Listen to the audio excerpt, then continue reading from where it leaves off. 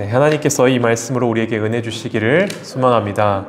요즘 날씨가 많이 추워졌습니다. 밤에는 영하 22도까지 떨어지는 그러한 강추위 가운데 있습니다. 우리 주변에는 이렇게 날씨가 추운 겨울이 될 때마다 더욱 힘든 시간을 보내고 계신 분들이 계십니다.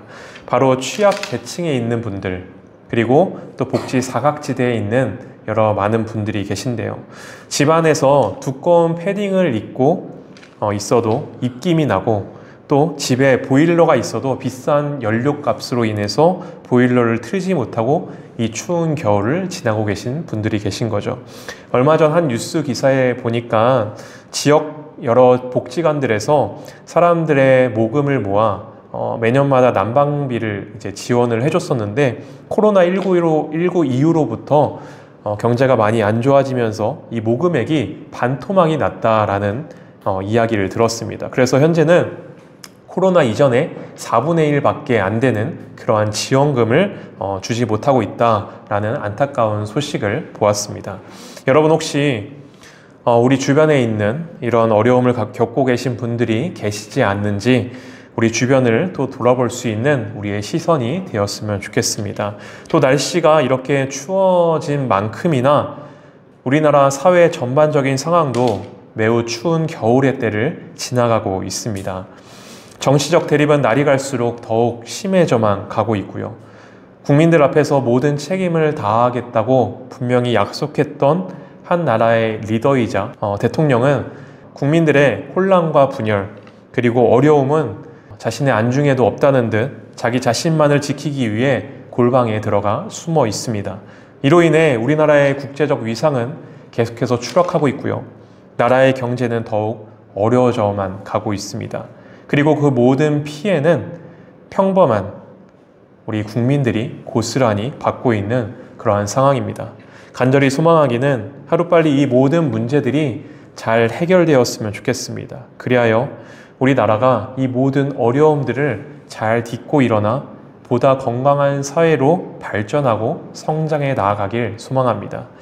지난주에 이어 오늘 우리가 함께 읽은 본문 말씀 창세기 2장 18절에도 하나님께서 이 세상을, 우리 인간을 창조하시는 말씀이 담겨 있습니다.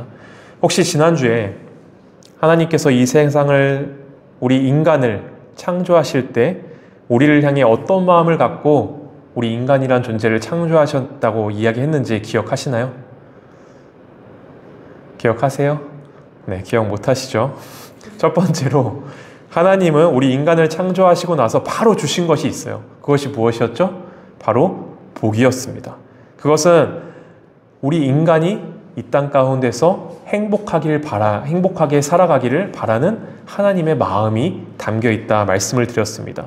부모님이 자녀를 바라보며 행복하기를 살아기를 바라듯 하나님은 우리 인간을 창조하실 때 우리에게 복을 주신 이유는 바로 우리가 행복하게 살기를 바라시고 우리에게 복을 주셨다라는 거죠.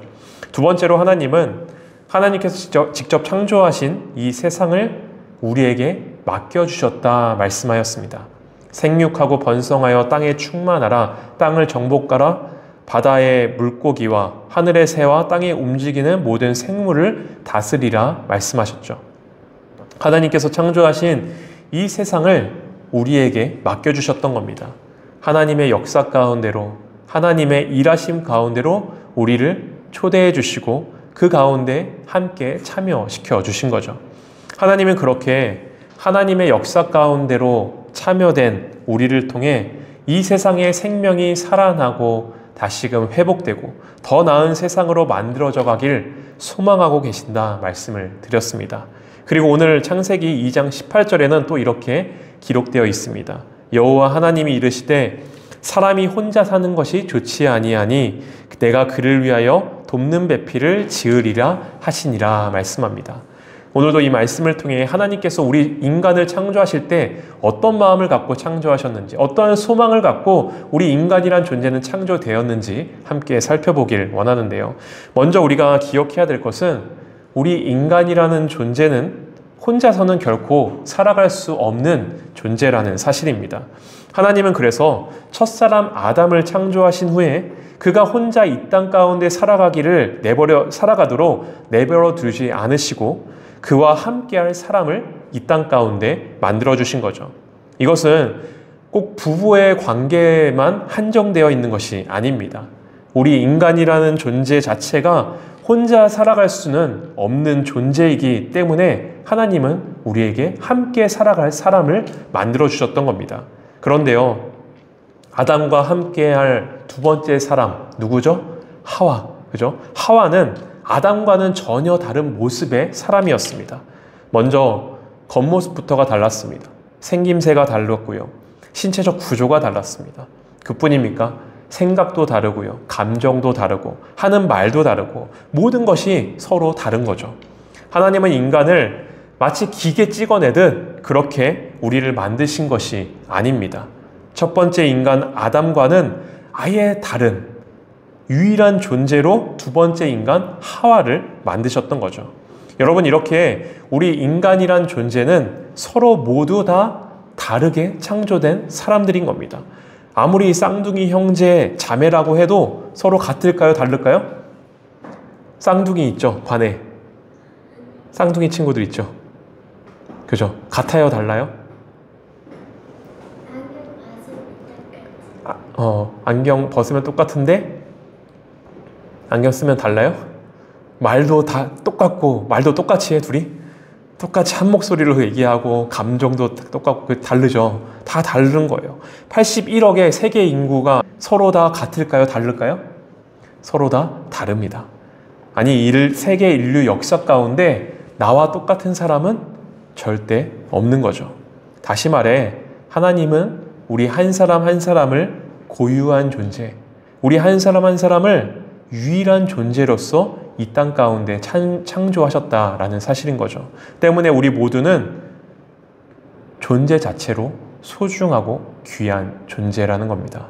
그러기에 우리는 또 서로 다른 우리 서로를 존중하고 서로의 다름을 인정해 줄 수 있어야 하는 거죠. 그러할 때 우리는 서로 다르지만 서로 하나 된 관계, 서로 돕는 관계가 되게 되는 겁니다. 여러분, 혹시 교회에서 삼위일체라는 말 들어봤어요? 삼위일체? 못 들어봤어요? 삼위일체는 뭐냐면, 자, 기억하세요. 성부, 성자, 성령님. 성부, 성자, 성령님. 성부가 누구냐면 하나님, 성자는 예수님, 그리고 성부, 성자, 성령님은 성령님. 이 세 분이 각각 고유한 존재로 존재하는 동시에 세 분이 함께 하나 된 존재로 존재하고 계신다라는 뜻을 갖고 있습니다. 여러분, 하나님은 누구세요? 하나님은 세상을 창조하시는 분이시고 우리 인류의 역사를 주관하시고 이끌어 가시는 분이 바로 하나님이십니다. 그리고 예수님은 우리의 무엇을 위해 이 땅 가운데 오셨죠? 죄를 사해 주시기 위해 이 땅 가운데 오셔서 우리를 대신하여 십자가에 못 박혀 달려 돌아가시고 부활하신 분이 바로 예수님입니다. 성령님은 영으로서 우리와 함께 하셔서 지금도 우리를 돕는 영으로 우리와 동행하시는 분이 바로 성령님입니다.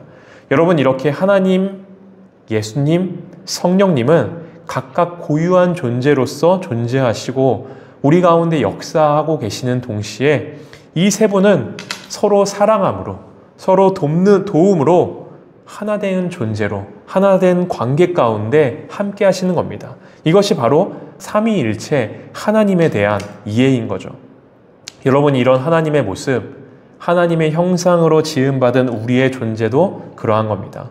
앞서도 말씀드렸지만 우리 모두는 서로 다 다르게 생기고 서로 다 다른 그러한 고유한 존재로 이 땅 가운데 살아갑니다. 동시에 우리는 서로를 인정하며 서로를 존중하며 서로를 돕고 서로를 사랑함으로 하나 된 존재로, 서로 다르지만 서로를 도움으로 서로를 사랑함으로 하나 된 존재로 살아가게 되어야 하는 거죠. 여러분, 그런데요, 우리 안에 들어온 우리의 죄성은요, 끊임없이 이 하나님의 형상, 우리 안에 이미 담겨져 있는 이 하나님의 형상을 끊임없이 깨뜨리려 노력합니다. 우리 한 사람 한 사람이 고유하고 소중한 존재인 것을 잊어버리게 만들어요. 망각하게 만듭니다. 그래서 스스로를 세상 가운데 필요 없는 존재로, 그리고 쓸모없는 존재처럼 여기게 만드는 거죠. 타인을 대할 때도 마찬가지입니다. 타인을 고유한 존재로 소중하게 여기기보다 인간을 마치 물건처럼 여깁니다. 기계처럼 여기고 도구화합니다. 부품화하곤 합니다. 나와 다른 타인의 존재를 부정하고 존중하지 아니하며, 더 나아가 타인을 배제하고 나와 다르다는 이유로 혐오하는 그러한 우리의 모습을 보게 되는 거죠. 여러분, 이 모든 것이 하나님의 형상이 깨어진 우리의 모습인 겁니다. 예수님께서 성전에서 사람들을 가르치고 계실 때였습니다. 서기관들과 바리새인들이라고 하는 사람들이 한 여자를 끌고 옵니다. 그리고 예수님과 많은 사람들 앞에 세웁니다. 이 여자를 붙잡아 온 사람들이 예수님께 이렇게 이야기합니다. 선생이여, 이 여자가 간음하다가 현장에서 잡혔습니다.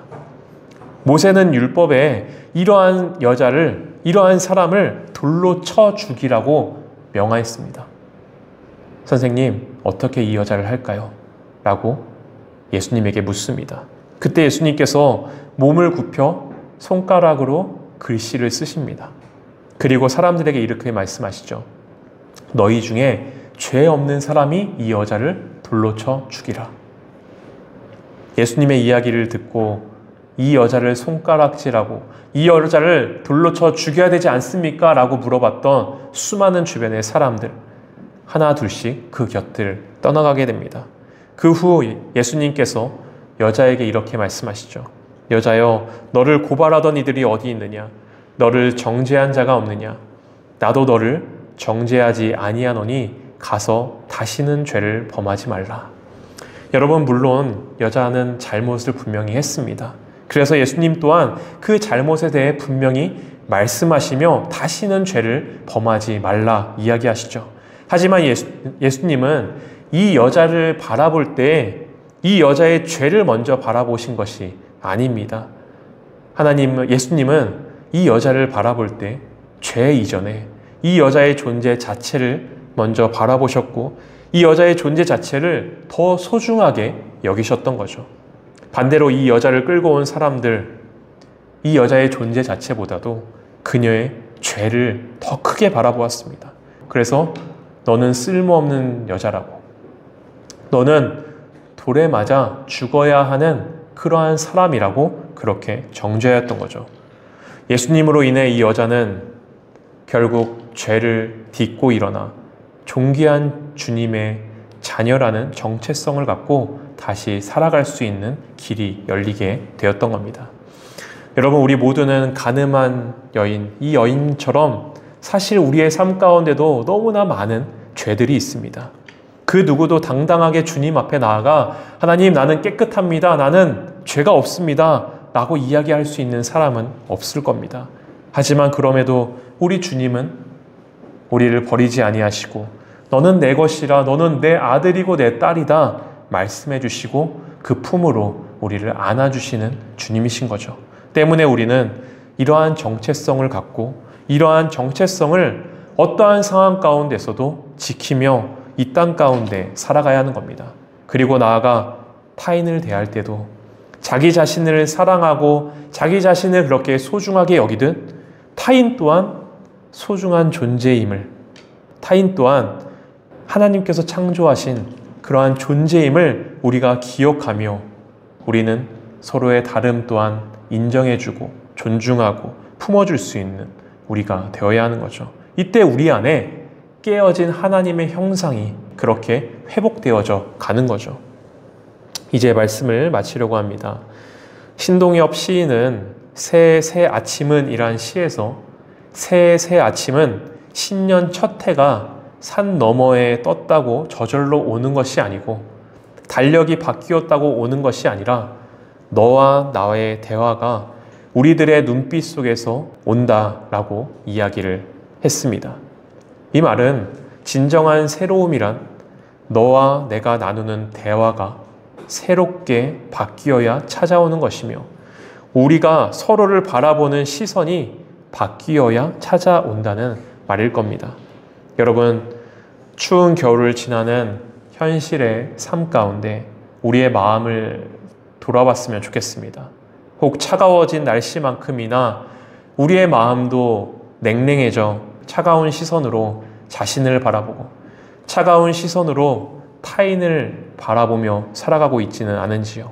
여러분, 주님의 따뜻한 온기가 우리의 마음 가운데 그리고 우리를 통하여 이웃의 마음 가운데 전해지는 은혜가 우리의 삶 가운데 함께 했으면 좋겠습니다. 우리 함께 찬양하도록 하겠습니다.